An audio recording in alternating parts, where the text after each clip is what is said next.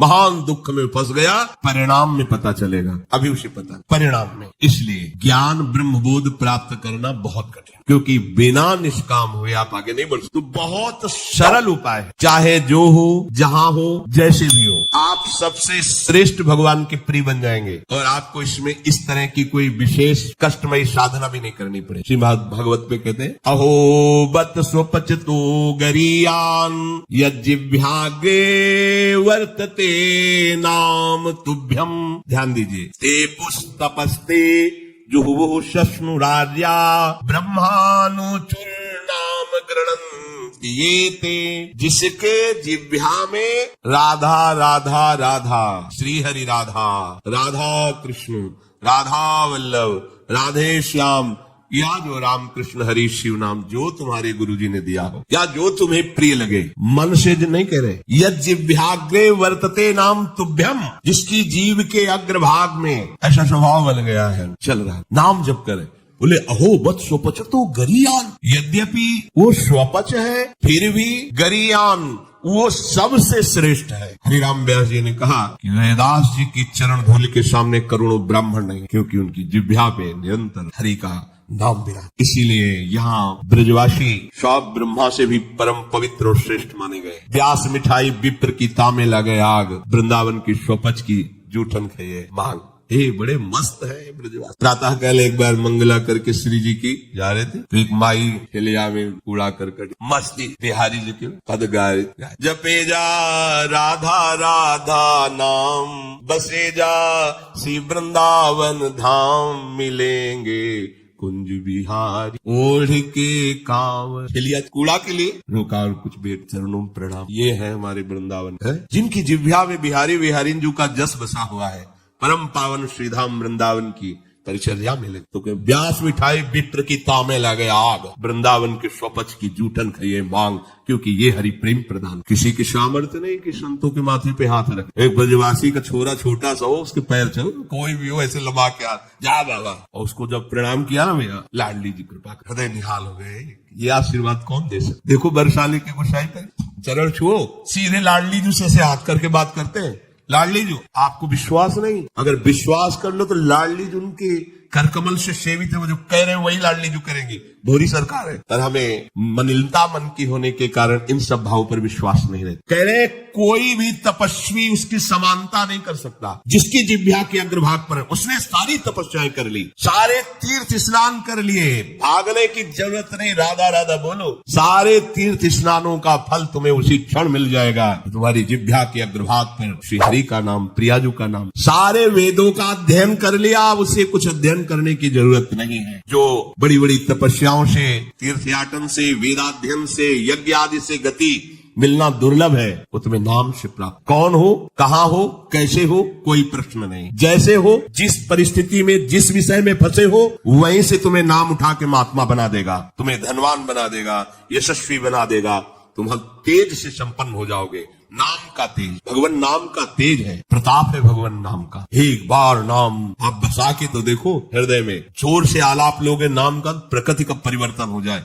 अरे स्वामी का नाम है, सुमीर पवन सुत पावन नामू अपने बस करी राखे, जपहि नाम जन आरत भारी, मिटहि कुसंकट होय सुखारी। इदम ही पुंसस् तपसः श्रुतस्य वा सृष्टस्य सूक्तस्य च बुद्धि दत्तयोः अविच्युतोऽर्थः कविभिर् निरूपितो यदुत्तम श्लोक गुणानुवर्णनम। बड़े बड़े वेदनिष्ठ ब्रह्म ऋषियों ने निश्चय किया है कि भगवान के नाम का निरंतर जप, गुण कीर्तन, इससे बड़ा कोई तप नहीं, कोई वेदाध्ययन नहीं, कोई यज्ञ नहीं, कोई ज्ञान या कोई दान इससे बढ़कर के नहीं है। बस प्रभु के नाम में तुम्हारी प्रीति हो जाए। कलिम सभाजयन्त्यार्या गुणज्ञाः सारभागिनः यत्र संकीर्तने नैव सर्वा स्वार्थो भी लप्यते न हृतः परमो लाभो देहिनाम भ्राम्यतामिहि यतो विंदेत परमाम शांतिम नश्यति संस्कृति। ये कलिकाल किसी को बख्शेगा नहीं, अगर नाम जप नहीं तो बुद्धि को भ्रष्ट कर देगा। इसका प्रभाव है कपट, चतुरता, बेईमानी और पापाचरण में रति, इसका प्रभाव है। कली इन दोषों से संपन्न है, और एक इसका महान गुण है, जिसकी जिह्वा पे प्रभु का नाम होगा, इसके कोई भी दोष उसका स्पर्श नहीं कर सकते।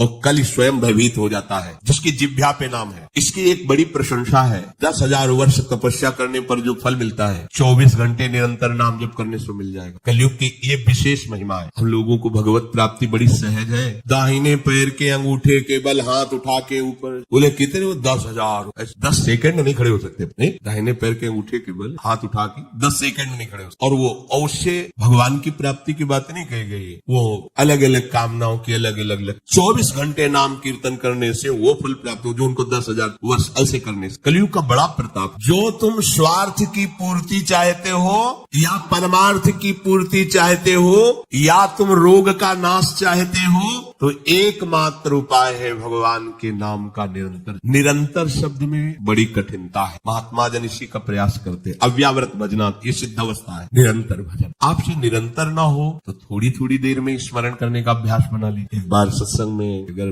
5 मिनट में एक बार राधा बोल दो, हर 5 मिनट में एक बार राधा बोलना है। राधा 5 मिनट पुरुषोत्तम करो, चिंतन या कार्य जो करना, पर 6वां मिनट न लगने पावे फिर 5 राधा। एक दिन आप देखना निरंतर नाम चलने लगे। इससे विषयों के प्रति जो आसक्ति है वो एक बार तो बढ़ेगी। होम्योपैथिक दवा जैसे रोग एक बार उभरेगा, आपको लगे वो बढ़ती नहीं है, अंदर छुपी हुई निकलती। ध्यान से सुनोगे तो प्रश्न खत्म हो जाएंगे। अपने लोगों के प्रश्न रहते हैं, जब भजन में बैठते हैं तो बड़ा मन चंचल होता है, बड़ी गंदी बातें आती है, ये वो। हम भी कह रहे हैं, जब आप नाम जपना शुरू करोगे तो पहले आपको जलन होगी, आपके अंदर ये विकार दिखाई देंगे, पर ये आते नहीं है, ये जाते हैं। धीरे धीरे इनका शमन हो जाए। और जब कभी आपको ऐसा लगे कि अब नाम जपने में हमारा एकाग्र मन नहीं हो रहा, तो बहुत सुंदर उपाय है, ताली बजाकर नाम कीर्तन। अपने को विजय प्राप्त करना है मन पर, और विषय भोगाभ्यास। और ये ऐसा नहीं कि ये नाचना गाना है सब है, ऐसा नहीं, इससे भगवान की प्राप्ति हो जाए। जितने बड़े बड़े महान भक्त हुए सब नृत्य करते थे। मीरा जी रात रात भर नृत्य करती गिरधर के साथ। नरसिंह मेहता की करताल, 4 भक्त साथ है, करताल लेकर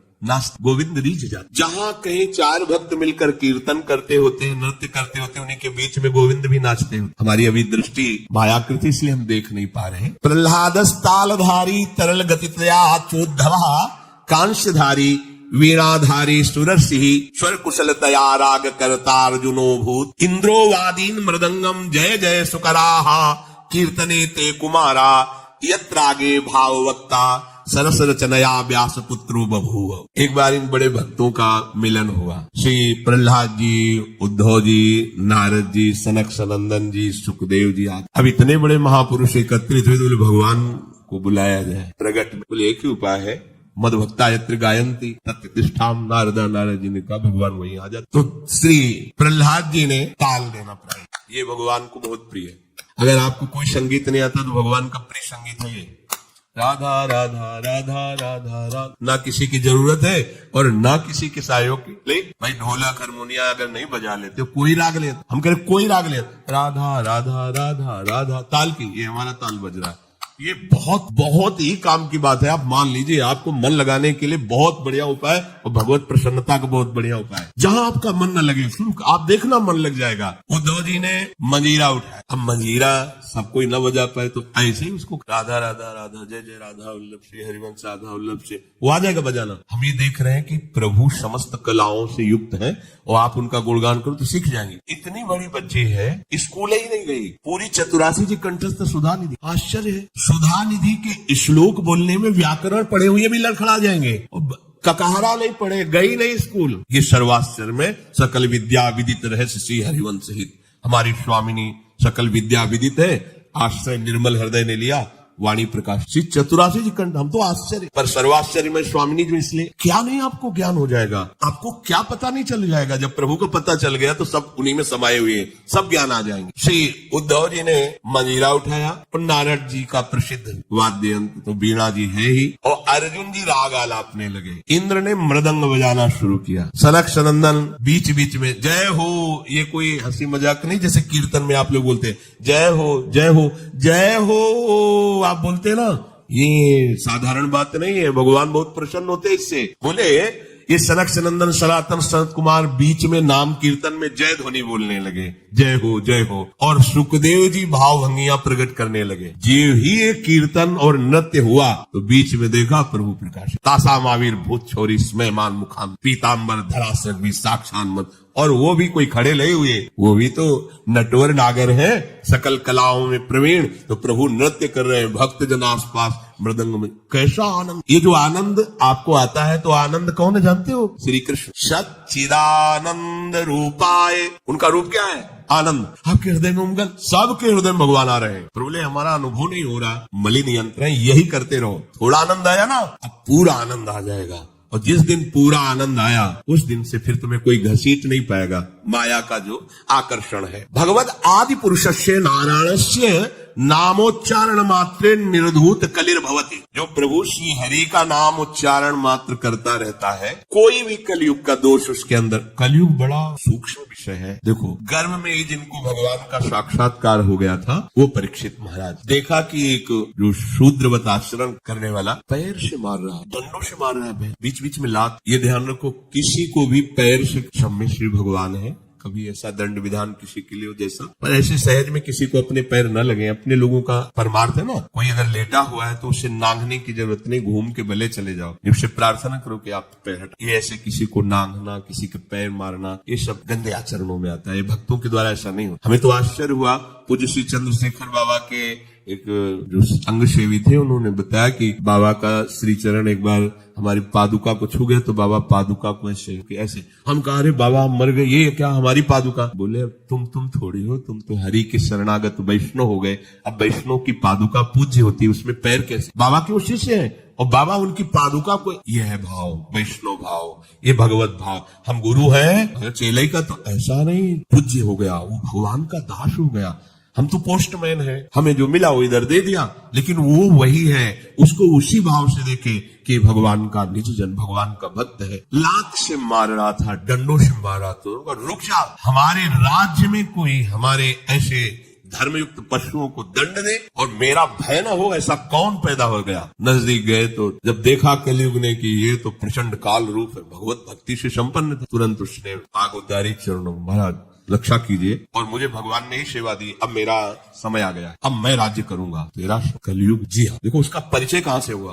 अधर्माचरण से। तो उनका जब तक मैं जीवित हूं तब तक तेरा राज्य नहीं आने। हमारी प्रजा में अधर्माचरण फैल, होगा, आपको कुछ न कुछ तो स्थान देना ही होगा कि आप ठीक मदिरालय, और जो मदिरा सेवन, और जहां शरीर को बेचा जाता हो, भ्रष्ट आचरण किए जाते हो, जहां जुआ खेला जाता हो, ये द्वित कीड़ा, मद्यपान करना, व्यभिचार करना। व्यभिचार उसे ही कहते हैं जो धर्म से रहित काम संभोग होता है, जो अपनी एक पत्नी व्रत रहकर भगवान की भावना से संतानोत्पत्ति की क्रिया, उसे व्यभिचार नहीं कहते, वो दोष युक्त नहीं, गृहस्थ धर्म के अंतर्गत है। लेकिन जो अन्य ऐसी भावना, कलयुग को आदेश दिया कि आप रह सकते हो, जो मदिरा पीता है, जो भ्रष्टाचरण करता है, और जो मांस खाता है, और जो देव कीड़ा करता है, आप, क्योंकि वहां कोई ऐसा करता ही नहीं, यहाँ रह सकते। उनका महाराज आपने सब गंदे गंदे स्थान तो दे दिए, थोड़ा तो सांस लेने की जगह दो। उनका ठीक, अधर्म से कमाया हुआ स्वर्ग, उस पर वो खुश हो गए। हाँ ठीक है महाराज, आपकी आज्ञा के विरुद्ध बिल्कुल नहीं चलूंगा, चलेगा। जरासंध का जब वध हुआ था तो उसका मुकुट जो था विजय में, तो भीम ने ही तो भगवान की प्रेरणा, तो अब ये उन्हीं के तो